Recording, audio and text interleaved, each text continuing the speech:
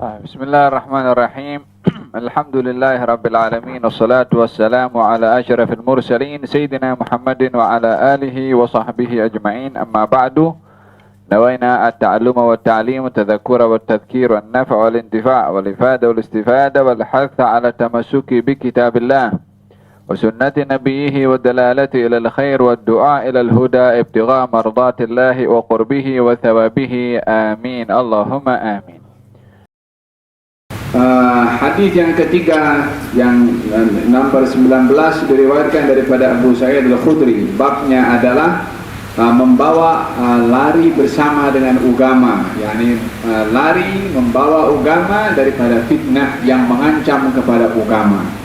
Yakni bila mana berhadapan dengan satu fitnah, yang fitnah itu mengancam kepada keyakinan, akidah, keimanan kita, maka hendaklah kita lari daripada fitnah tersebut yang akan mengorbankan iman kalau kita terlibat dengan fitnah itu. Hadis diriwayatkan daripada Abu Sa'id Al-Khudri. Abu Sa'id Al-Khudri nama sebenarnya adalah Sa'ad ibn Malik ibn Sinan. Sa'ad ibn Malik ibn Sinan, salah seorang sahabat Nabi yang usianya ketika hidup bersama di zaman Rasulullah adalah sangat muda, sehingga pernah ditolak oleh Nabi untuk ikut dalam peperangan Uhud disebabkan terlalu kecil. Dia sudah berada dalam saf, maka baginda Rasulullah suruh balik. Pasal apa? Pasal masih kecil. Maka Abu Sa'id Al-Khudri kembali ke Madinah. Karena penuh penyesalan, sehingga setelah baginda Rasulullah kembali ke kota Madinah, Abu Sa'id Al-Khudri menyambut kedatangan Rasulullah sallallahu alaihi wa ala alihi wasallam. Lalu baginda Rasulullah sallallahu alaihi wasallam memanggil kepada Abu Sa'id atau Sa'ad bin Malik. Dia menjawab, "Na'am bi abi wa ummi ya Rasulullah." Dan ya, saya wahai Rasulullah, yakni Abu Sa'id atau Sa'ad bin Malik ibn Sinan. Maka baginda Rasulullah sallallahu alaihi wasallam bersabda, "Mintalah ganjaran daripada Allah Subhanahu wa taala kerana ayahmu syahid dalam peperangan Uhud." Yani ayahnya syahid dalam peperangan Uhud, sementara Abu Sa'id Al-Khudri waktu itu adalah masih berusia, masih remaja, masih kecil, karena ditolak oleh Nabi Muhammad sallallahu alaihi wasallam, tentunya kurang daripada 15 tahun.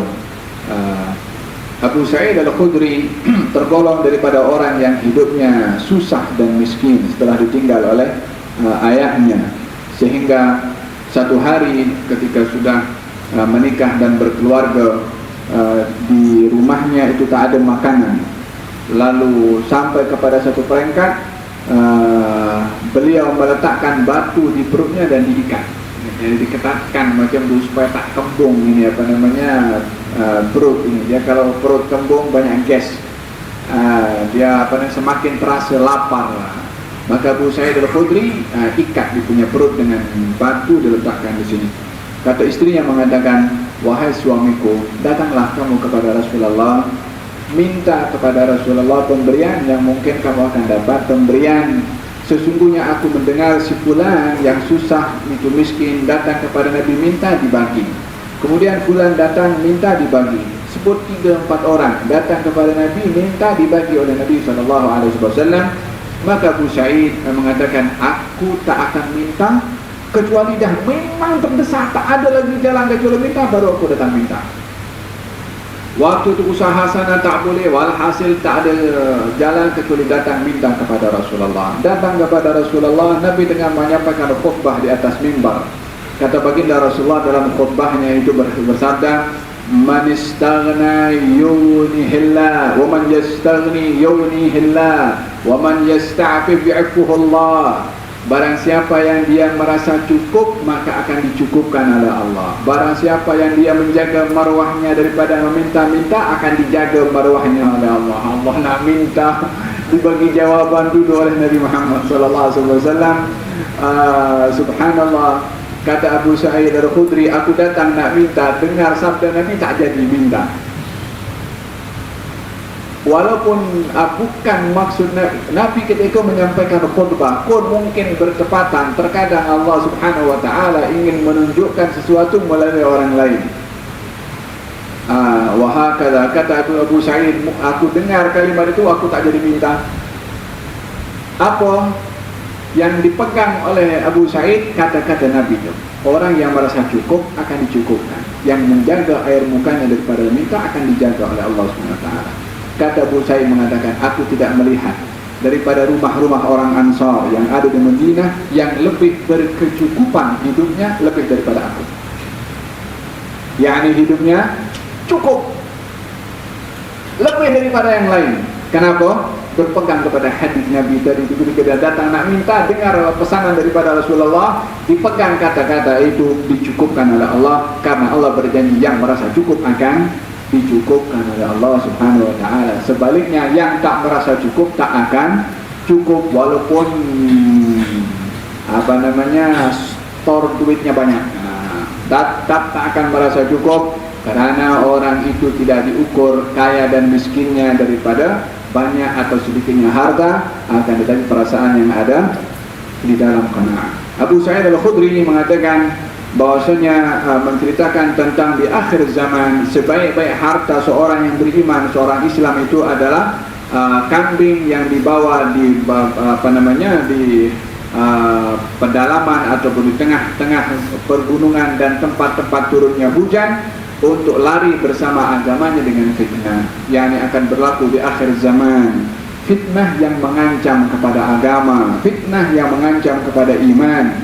Kata baginda Rasulullah, akan berlaku di akhir zaman, orang itu menjual iman dan agamanya bi'aradin minad dunya, dengan sebahagian daripada keduniaan. Bukankah di zaman kita sudah ada orang menjual agamanya karena sesuap nasi?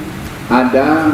Tapi kita tak boleh salahkan 100% kepada mereka juga. Kesalahan juga ada kepada kita, kesalahan ada kepada orang-orang Islam yang lain juga, yang tak ambil berat akan keadaan mereka untuk diperkuat imannya dengan ekonomi, diperkuat imannya dengan penanaman dakwah yang untuk disampaikan kepada mereka. Itu tanggung jawab kita semua. Walaupun dalam hal ini mereka menjual itu agama dengan bi'aradin minad dunya, sesuap nasi, itu berlaku, tapi tanggung ada dipikul kepada orang Islam yang lainnya untuk bertanggung jawab macam mana nak selamatkan mereka untuk tidak menjual agama dengan sesuap nasi. Dan dalam hal ini menceritakan tentang bagaimanakah seseorang itu mesti mendahulukan iman berbandingkan kepada keduniaan, Tidak ada wa man yabi' ajilan bi ajilihi yabillahu al-ghabnu fi bai'in wa fi salami, kata Imam Al-Busiri. Wa man yabi' ajilan, barang siapa orang yang menjual akhiratnya bi ajilihi, dengan dunianya, yabillahu al-ghabnu, maka nampak kerugian kepada penjualan ini, fi bai'in wa fi salami, dalam jual beli orang tersebut. Sepatutnya adalah membeli akhirat dengan dunia, bukan menjual akhirat, bukan membeli dunia dengan al-akhirah.